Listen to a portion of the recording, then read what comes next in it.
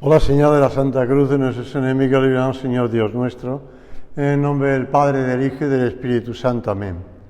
Señor mío y Dios mío, creo firmemente que estás aquí, que me ves, que me oyes.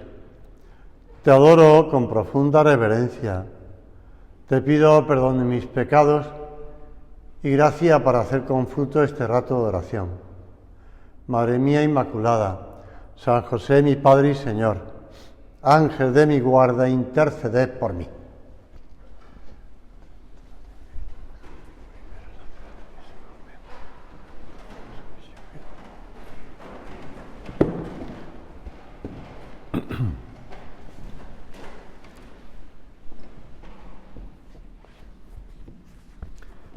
En aquel tiempo, muchos de sus discípulos, al oírle, dijeron: «Es duro este lenguaje. ¿Quién puede escucharlo?». Es el Evangelio, como decimos, de San Juan, después de la multiplicación de los panes y de los peces, cuando a Jesús le sigue la gente porque ha alimentado a la multitud y el Señor les habla del pan de vida. Y efectivamente, pues muchos de sus discípulos dejaron de ir con él y empiezan a murmurar. Y dice San Juan que, sabiendo Jesús en su interior que sus discípulos murmuraban por esto, les dijo: ¿esto os escandaliza? Y cuando veáis al Hijo del Hombre subir a donde estaba antes, el Espíritu es el que da vida, la carne no sirve para nada. Ya es un modo de entender. Las palabras que os he dicho son espíritu y son vida. Pero hay entre vosotros algunos que no creen, porque Jesús sabía desde el principio quiénes eran los que creían y quién era el que lo iba a entregar. Señor, tú vienes a la tierra voluntariamente, te haces hombre voluntariamente por nosotros. El otro día le preguntaba a los alumnos de primero de primaria, ya sé que son muy pequeños, ¿no? Porque tienen pues 6 o 7 años, son pequeños. Entonces les preguntaba, después de hablarles de Abraham y de Isaac, del sacrificio de Isaac, que no fue sacrificio al final, pero les preguntaba en las 4 clases, pasé por una, después por otra, por otra. A ver, ¿pensáis que Dios Padre quería que Jesús muriera? Y en algunas clases dijeron, alguno que sí, dijo que sí. En cambio, en otras clases todos decían que no. Es muy fuerte, ¿no? Es muy fuerte que un padre entregue a su hijo a la muerte, y muerte de cruz. Pero la realidad es que Cristo no hace nada sin el querer del Padre. Lo que pasa es que nosotros entendemos las cosas desde un punto de vista, como dice el Señor, de la carne, de acuerdo con que Dios se ha hecho hombre como nosotros y se ha hecho semejante a nosotros menos en el pecado. Pero no por eso quiere decir que Dios piense las cosas de tejas para abajo, ¿no? Porque si hubiera pensado las cosas de tejas para abajo, Dios había hecho hombre, pero hubiera nacido en un palacio y hubiera, como le decía a Pilatos, pues tú eres rey. Y el Señor le decía: sí, soy rey, pero mi reino no es de este mundo. No podemos ver las cosas con los ojos de la carne y pasar todo por el tamiz de las cosas, o si quieres tú, del modo humano de ver las cosas. Porque ese modo humano, aunque sea humano, y es bueno porque es humano, pero está corrompido por culpa del pecado. No hay que llegar al extremo que decía Lutero, que la razón está corrupta por culpa del pecado y que la razón no sirve para nada. No hay que llegar a ese extremo, pero la razón está influida por el pecado y por tanto muchas veces confunde las cosas. Desde entonces muchos de sus discípulos se volvieron atrás y ya no andaban con él. Jesús dijo entonces a los 12, ¿también vosotros queréis marcharos? Le respondió Simón Pedro, Señor, ¿a quién vamos a ir? Tú tienes palabras de vida eterna, y nosotros creemos y sabemos que tú eres el Santo de Dios. Qué grande, qué maravilla estas palabras de San Pedro, ¿verdad? ¿A dónde iremos? Un hombre que después terminará negando al Señor 3 veces, pero él, ayudado por el Espíritu Santo, pronuncia esas palabras. Y nosotros ahora que estamos aquí, delante del sagrario, también hacemos esa afirmación de fe. Señor, ¿a dónde iremos? Tú tienes palabras de vida eterna. Tú tienes palabras de vida eterna. Tú no eres simplemente pues un personaje de la historia que nació, que pasó a un momento histórico y que fue conocido por una serie de personas y que después escribieron sobre él y ya está, pero es un personaje de la historia, ¿no? Tú eres el Hijo de Dios. Señor, sabemos que tú tienes palabras de vida eterna. Por tanto, creemos lo que tú nos dices y creemos que tú te has hecho hombre para salvarnos. Decía San Bernardo, qué grande y qué manifiesta es esta misericordia y este amor de Dios a los hombres. Nos ha dado una gran prueba de su amor, al querer que el nombre de Dios fuera añadido al título de hombre. Así como en la cruz Pilatos hizo poner ese Jesús Nazareno, Rey de los judíos, Jesús Nazareno, Rey de los judíos, nosotros tenemos que cambiarlo y poner Jesús, Dios y hombre. Dios y hombre, nacido,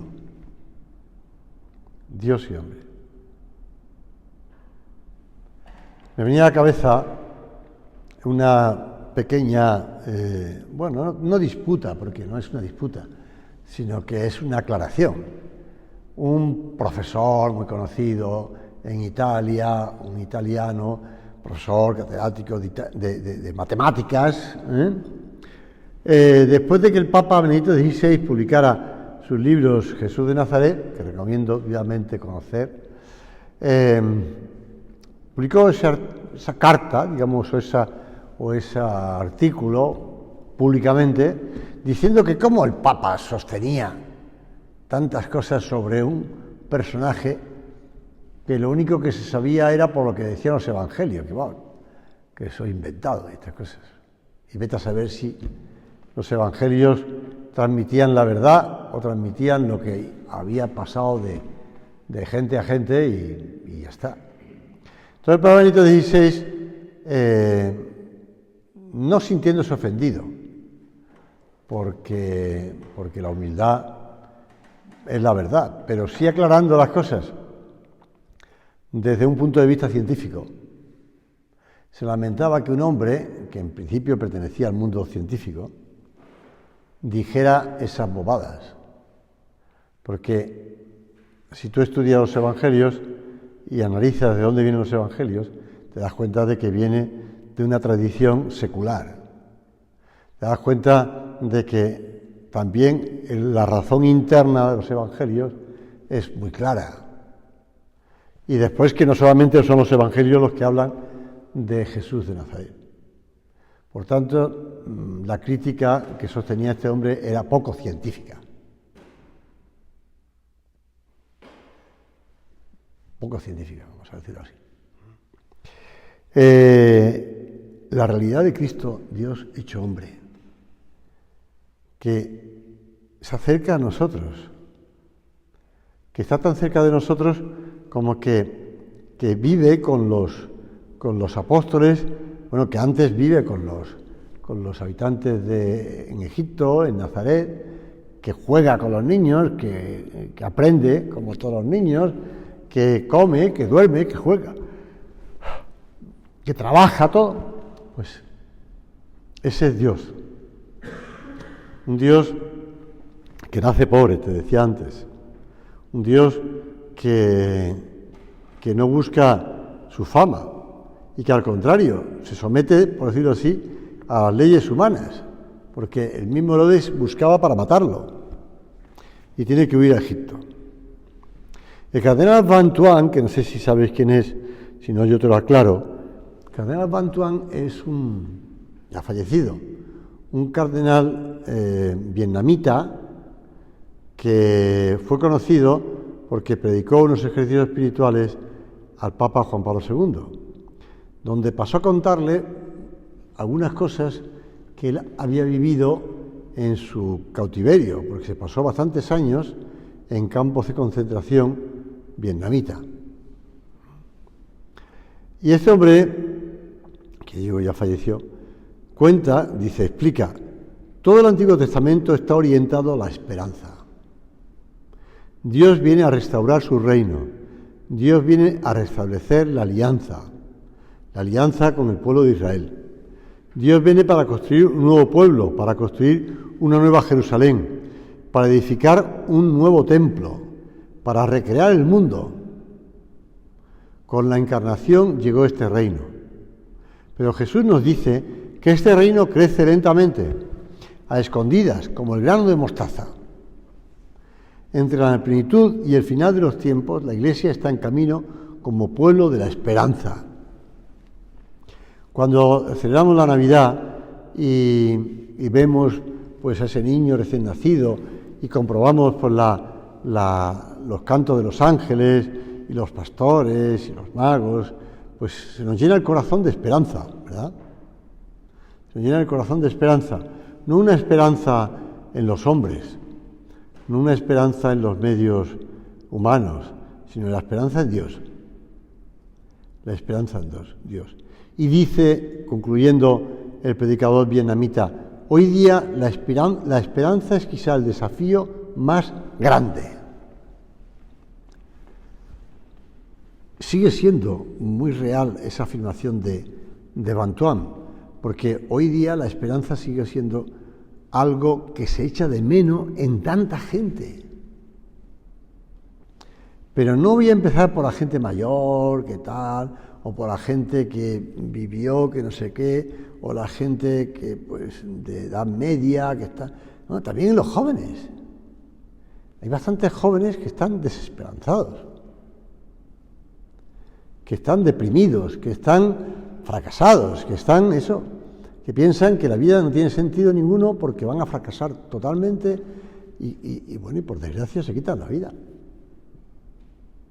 Falta la esperanza. Y mira que hoy hay día bastantes medios para que la gente tenga pues confianza, seguridad, pues en los medios económicos, porque no estamos en una situación de pobreza, no estamos en una situación de miseria, no estamos en una situación de guerra, ¿no?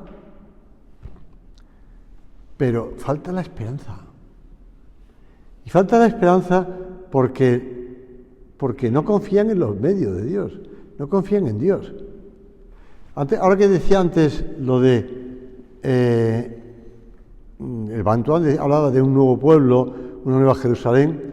El otro día leía, pero vamos, esta semana pasada leía que alguien aspira dentro del pueblo de Israel, del pueblo judío, aspira actualmente a construir un nuevo templo de Jerusalén.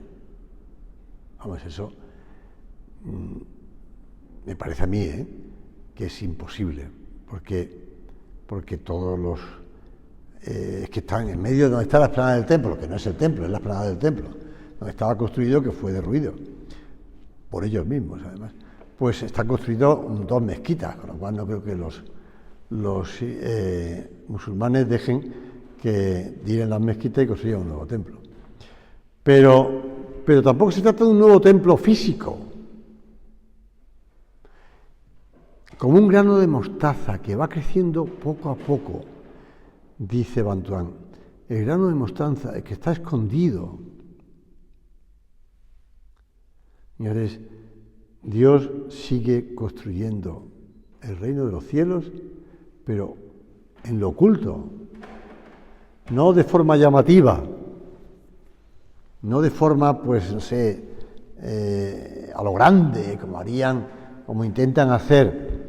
El otro día que salió el cometa o lo que pasó por España, que unos decían que si era un asteroide, otros que decían tal, otros decían que era un trozo de satélite de Elon Musk, ¿no? O Elon Musk. Bueno, pues Elon Musk está llenando alrededor de la Tierra de satélites.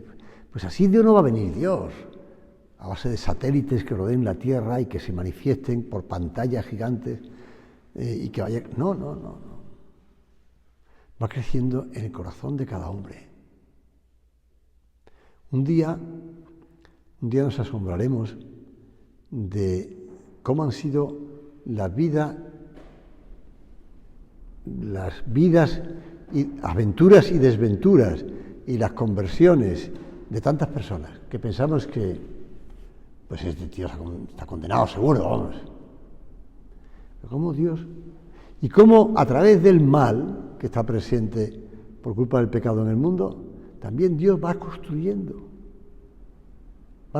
igual que construyó a través de las consecuencias del pecado, que es la muerte y el dolor y el sufrimiento, va construyendo. Así que tú y yo no pongamos la esperanza en Herodes, no pongamos la esperanza en Pilatos, no pongamos la esperanza en el emperador César Augusto, pongamos la esperanza en ese niño recién nacido. Pongamos esa confianza. Charles Peguy tiene una serie de libros y uno de ellos habla de las tres virtudes, y va citando la fe, la caridad, y habla pues eso de la fe que ha construido pues las grandes catedrales, la esperanza que ha construido los grandes hospitales, los grandes pues sitios para atender a los enfermos, para atender a las personas necesitadas, tantas obras de misericordia. Y habla de la esperanza, mi pequeña esperanza, dice, mi pequeña esperanza. Y dice, la fe que más me gusta es la esperanza. Porque en la esperanza, la fe que obra a través de la caridad, abre nuevos caminos en el corazón de los hombres. Tiende a la realización del mundo nuevo, añado yo, la civilización del amor, que no es otra cosa que llevar al mundo la vida divina de Dios. Y eso sigue creciendo en cada alma. Y hoy, al igual que en los tiempos del Antiguo Testamento y del Nuevo, actúa en los pobres de espíritu, en los humildes, en los pecadores que se convierten a Él con todo el corazón. Señor, que abramos nosotros nuestro corazón y nuestra inteligencia y nuestra voluntad, pues a esa esperanza, a ese niño recién nacido, ese Dios que se ha hecho hombre,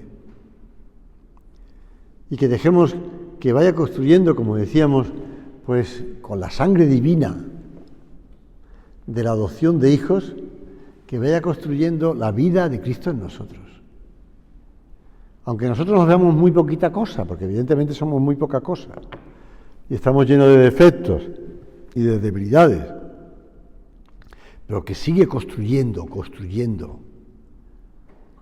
En cierta ocasión, ya que hablaba antes de los suicidios, en cierta ocasión estaba yo en la sacristía del colegio, del Prado, y me vino un chaval, pues jovencito, no lo digo más para que no se sepa quién es, tampoco es muy difícil, porque claro, son 100 niños por cada promoción de curso, como cual es muy difícil saber quién es. Pero bueno, me vino el niño a la sacristía y me dijo, antes de la misa, no sé si hubiera antes de la misa, yo creo que fue después de misa, pero bueno, me dijo, ¿puedes rezar por mi tía? Yo, bueno, sí, es que se ha suicidado. Entonces, claro, ante un niño que te dice eso, un chaval de 11, 12 años, o sea, ¿no? Que te dice eso, no sabes cómo consolarlo, ¿no? Pero el chaval dice, bueno, si se ha suicidado, ha cometido un pecado mortal gravísimo y se ha condenado.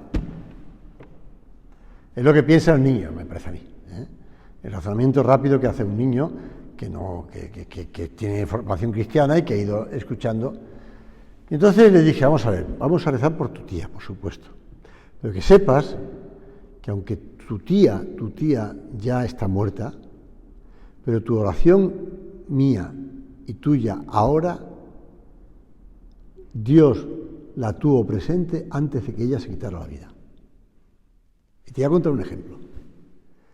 No sé si tú sabes quién es el santo cura de Ars, y le expliqué más o menos para que supiera quién era ese sacerdote durante la Revolución Francesa, que estando en un pueblecito pequeño de Francia, pues llegaba a confesar a miles de personas, ¿no?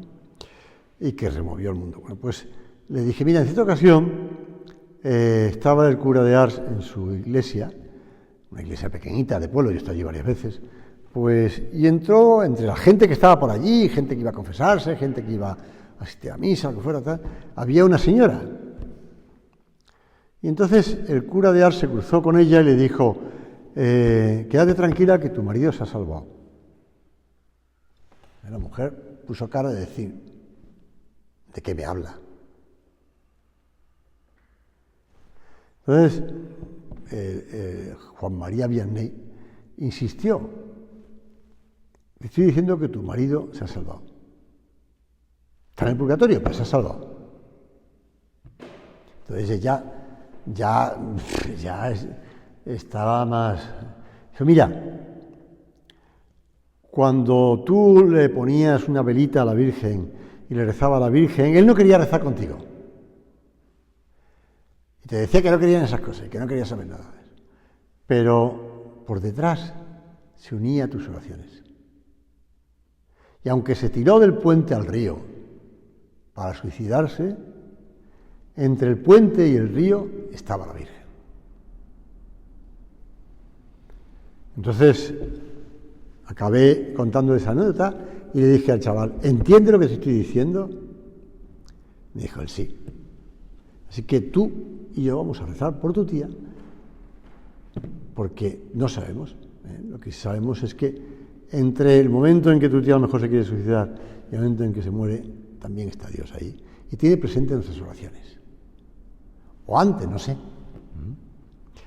Vamos a darnos cuenta de eso, de que Dios que ve en lo escondido, Dios ve en lo pequeño. Dios sabe escuchar nuestras oraciones. Dios sabe estar pendiente de las cosas pequeñas, de lo pequeño, de ese grano de mostaza que va creciendo en nuestro interior, en nosotros. Y se nos ha revelado a través de un Dios hecho hombre. Como dice el Papa Juan Pablo II en esa encíclica suya, Redentor Hominis, solo Cristo, Él, revela plenamente al hombre el mismo hombre. Él es quien nos explica, nos revela, nos manifiesta quién es Él. Cristo ha devuelto definitivamente al hombre la dignidad y el sentido de su existencia en el mundo, sentido que había perdido en gran medida a causa del pecado, añade el Papa. Por eso, todas nuestras cosas, toda nuestra vida, todo lo que hacemos, tu vida familiar, tu trabajo, tu descanso, tus amistades, tu alegría, tu dolor, todo eso ha sido asumido por Cristo. Todo eso, esas realidades humanas que debemos querer y amar, que han sido elevadas al nivel divino. Porque cuando Cristo está trabajando en el taller de Nazaret, es Dios quien trabaja. Es Dios quien trabaja. Me gusta contarle a los chavales, cuando llega antes de Navidad, porque como hay varios que se llaman así también, pues se ríe mucho. Claro, está ya antes de Navidad y viene la fiesta de San Nicolás, ¿no?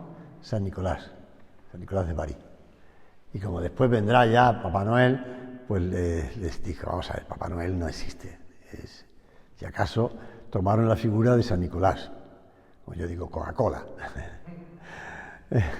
Pero San Nicolás es un santo y además, que sepáis una cosa, San Nicolás de Bari, cuando estaba el concilio de Éfeso, ya me dicen Éfeso, digo, sí, un hereje, Arrio, dijo que Jesús no era Dios, simplemente era un hombre muy bueno, muy bueno, muy bueno, y ya está. Entonces, pues eso se extendió por muchos sitios y había bastante. Pero San Nicolás se enfadó tanto con Arrio que le pegó un puñetazo. Entonces todos los chavales diciendo, pues sí, le pegó un puñetazo y lo metieron en la cárcel y le quitaron todos los arreos, si quieres, episcopales. Pero tranquilos, la Virgen y Jesús le visitaron en la cárcel y volvieron otra vez a vestir de obispo. Y después ya lo sacaron y en el concilio de Éfeso se condenó al hereje, es decir, que tranquilo que... Pero bueno, que sepáis que San Nicolás, eso de que Papá no es nada, en San Nicolás tenía también, además, y es santo, tranquilos. El puñetazo no se lo olvide los chavales, que le pegó a Arrio un puñetazo. Te cuento esto porque en el concilio de Éfeso lo que se condenó es que Jesús es Dios y hombre, y la Virgen es la Madre de Dios. Tú dices, pero ¿cómo va a ser la Madre de Dios? Es la Madre de Jesús, hombre. No, es la Madre de Jesús, Dios y hombre. Por tanto, es la Madre de Dios. Y eso salió en el concilio de Éfeso. Y Dios es el que está trabajando con sus manos. Y Dios es el que se duerme en la barca. Y Dios es el que está preocupado pues, porque no tienen de qué comer. Y Dios está preocupado porque van a enterrar al hijo único de una viuda en Naín. Pues sí, ese Dios que está ahí en el sagrario con nosotros, que se nos acerca y que nos ayuda a entender el sentido de cada uno de los momentos de nuestra vida, que no son cosas al margen de tu vida espiritual, sino que tienes que ahí recorrer. Cristo, con su encarnación, con su vida de trabajo en Nazaret, con su predicación y milagros por las tierras de Judea y de Galilea, con su muerte en la cruz, con su resurrección, es el centro de la creación, Señor de toda criatura. Y la vida oculta del Señor nos enseña eso, a cómo vivir nuestra vida, a cómo seguir esos caminos. Decía San José María que el espíritu del Opus Dei recoge esa realidad hermosísima de que cualquier tarea digna y noble en lo humano puede convertirse en un quehacer divino. Y cuando al principio del Opus Dei pues no había nada, y eran muy pocos, pues él siempre hablaba de los primeros cristianos. Gente, pues eso, que como decía uno, pues estamos en cualquier sitio, estamos entre los pescadores, estamos entre los comerciantes, estamos entre el campo, estamos también en el palacio del emperador. Pues ya son los cristianos, están en cualquier sitio, realizando una vida corriente, familias, personas que vivían en celibato, sacerdotes, personas que se apartaban del mundo y vivían, pues eso, como ermitaños, etcétera, cristianos. Vamos nosotros a pedirle al Señor que también eso lo tengamos muy presente. Seamos conscientes de que el Señor que está aquí con nosotros en la Eucaristía, en el sagrario, nos enseña, nos explica, nos orienta, nos ayuda a seguir ese camino. Como decía San Juan Pablo II, con sobrenatural intuición, el beato José María, entonces era beato, predicó incansablemente la llamada universal a la santidad y al apostolado. Cristo convoca a todos, decía Juan Pablo II, a santificarse en la realidad de la vida cotidiana. Por ello, el trabajo es también medio de santificación personal y de apostolado cuando se vive en unión con Jesucristo. Pues vamos a terminar pues acudiendo a la Virgen Santísima. Así vivió Jesús durante 6 lustros. Era Fabri Filius, el hijo del carpintero, dice el Evangelio. Era el hijo de María, el carpintero hijo de María. Y era Dios. Y estaba realizando la realización del género humano. Y estaba atrayendo así todas las cosas. Pues le pedimos a la Virgen Santísima que nos ayude a tener también presente eso, a encontrarnos con Cristo en ese quehacer diario.